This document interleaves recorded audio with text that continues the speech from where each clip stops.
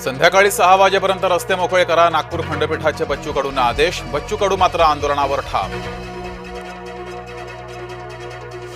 कडूंच्या समर्थकांची जाळपोळ सुरूच. समृद्धी महामार्गावर शेतकऱ्यांनी जाळलं टायर. आंदोलकांनी हिंसाचार करू नये, शेतकऱ्यांना नुकसान भरपाई मिळणं ही प्राथमिकता. मुख्यमंत्री फडणवीसांचं आंदोलकांना आवाहन.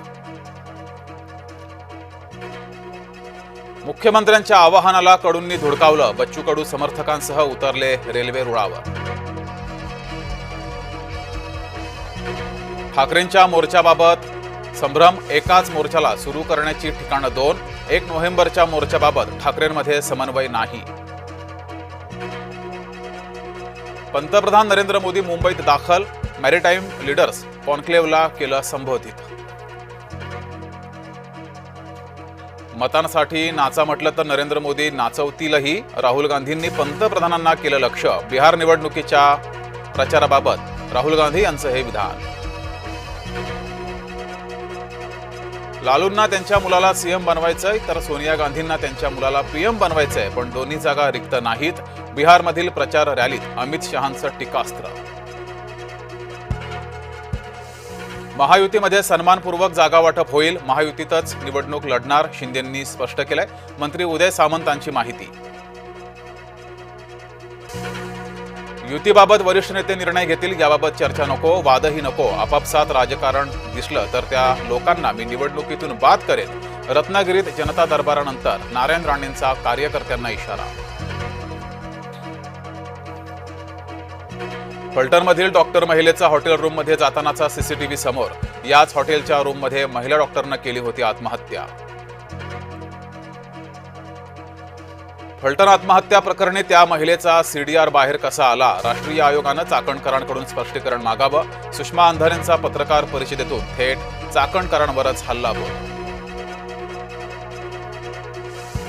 सुसाईड नोटमधील अक्षरांमध्ये फरक. महिलेच्या हातावर दुसरं कोणी लिहिलं आहे का याचा तपास करावा. सुषमा अंधारेंचा तपास यंत्रणांना खडा सवाल. फलटण सीडीआर प्रकरणावरून सुषमा अंधारे आक्रमक. फलटणमध्ये 33 नाईक निंबाळकर कोण आहेत केला सवाल. आंदोलनस्थळी बैठकी मागणी मान्य नाही. मंत्री बावनकुळेंनी आंदोलकांना थेट सुनावलं. भटक्या कुत्र्यांबाबत सर्वोच्च न्यायालयानं सरकारांना दमच भरलाय. तातडीनं प्रतिज्ञापत्र द्या, अन्यथा खुली सुनावणी. भटक्या कुत्र्यांविरोधात तक्रारीची घेतली गंभीर दखल. कल्याण रेल्वे स्थानकावर महिलांमध्ये जोरदार हाणामारी. ट्रेनमध्ये चढण्यावरून महिलांमध्ये वाद. मोंथा चक्रीवादळ ओडिशाच्या किनाऱ्यावर धडकलं. ओडिशा किनारपट्टीवर वेगानं वाहिले वारे. नाशिकमधून हैदराबादसाठी इंडिगोची विमान सेवा सुरू. नाशिकहून इंदूर मार्गे जयपूर आणि हैदराबादसाठी सेवा. समुद्रामध्ये वादळी स्थितीमुळे मासेमारी बंद. गेल्या 45 दिवसांपासून मासेमारी बंदच. कुडाळ तालुक्यातील माणगाव खोऱ्यातील शेतकऱ्यांना मोठा दिलासा. अनेक वर्षांपासून रखडलेला आखरीपड जमिनीचा प्रश्न अखेर सुटला.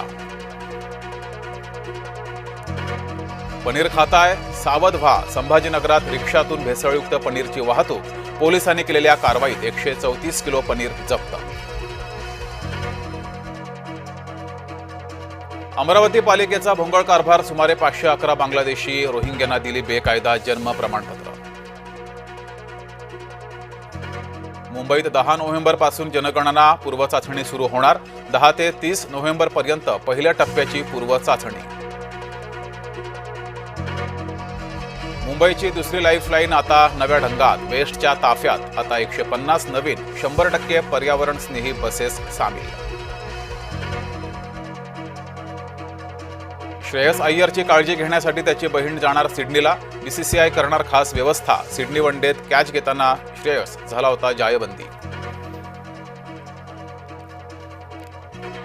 कांगारू विरुद्धच्या पहिल्याच T20 सामन्यात टीम इंडियाची दमदार सुरुवात व्यर्थ. सततच्या पावसामुळे सामना करावा लागला रद्द.